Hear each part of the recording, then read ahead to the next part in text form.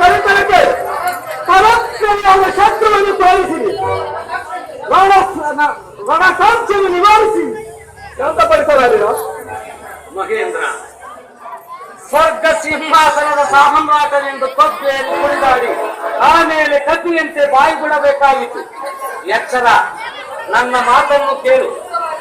ಸುಖವಾಗಿ ಸ್ವರ್ಗ ಪರಿಪಾಲನೆ ಮಾಡುವುದನ್ನು ಬಿಟ್ಟು ಅನ್ಯಾಯವಾಗಿ ಆತಂಕವನ್ನು ತಂದೊಡ್ಡಿಕೊಂಡು ಅವಮಾನಿತನಾಗಬೇಡ.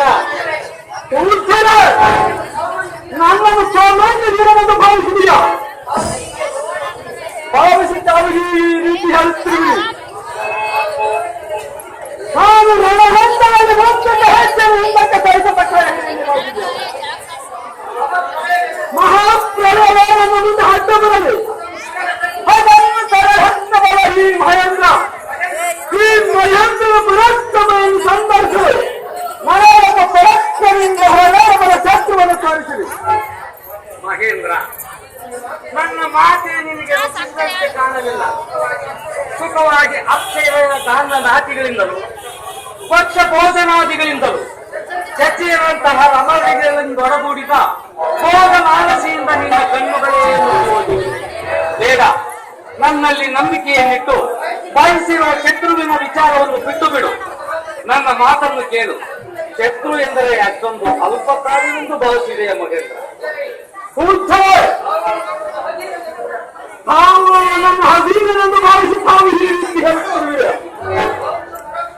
ನನ್ನ ಪೌರುಷ ಪರಾಕ್ರಮವನ್ನು ನಿಮ್ಮೆದುರಿನೆಲ್ಲ ತೋರಿಸಿ ರಣ ಸಹಸ್ರನೆಂದು ತ್ರಿಭುವನ ವೀರನೆಂದು ನಿಮ್ಮಿಂದ ನಡೆಸಿಕೊಳ್ಳಬೇಕು. ಹೊರಮಾಡಿ ನನಗೊಂದು ಶತ್ರುವನ್ನು ತೋರಿಸಿದೆ.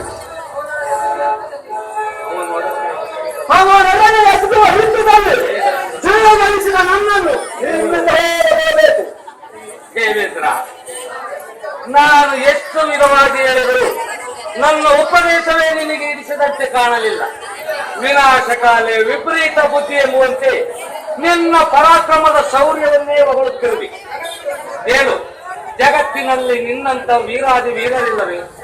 ತ್ರಿಭುವನವನ್ನೇ ಗೆಲ್ಲುವಂತಹ ಸಾಮ್ರಾಜ್ಯವಿಲ್ಲವೇ? ನಿನಗೆ ಏಕಿಂತ ದುರ್ಬುದ್ಧಿ ಹುಟ್ಟಿತೋ ನಾ ಕಾಣೆ.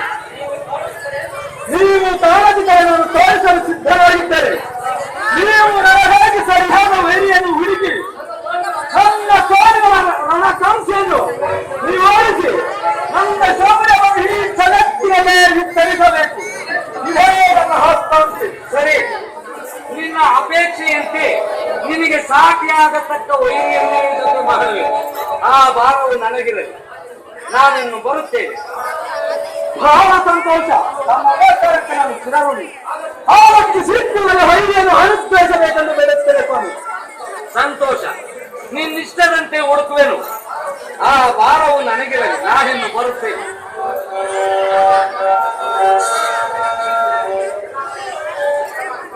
ಪರಮಾತ್ಮ, ಇದೇನು ನಿನ್ನ ಆಟ? ಆಕಸ್ಮಿಕವಾಗಿ ಸ್ವರ್ಗಾಧಿಪನಾದ ಮಹೇಂದ್ರನಿಗೆ ಋತುಗೋಚರವಾಗಿರುವ ದುರ್ದೈವದ ಲೀಲ ಗರ್ವ ಹರ್ಣಕ್ಕೆ ಪರಿಪಕ್ವ ಕಾಲ. ಏನು ಮಾಡಲಿ? ಅದರಲ್ಲೂ ಪರಾಕ್ರಮಿಯ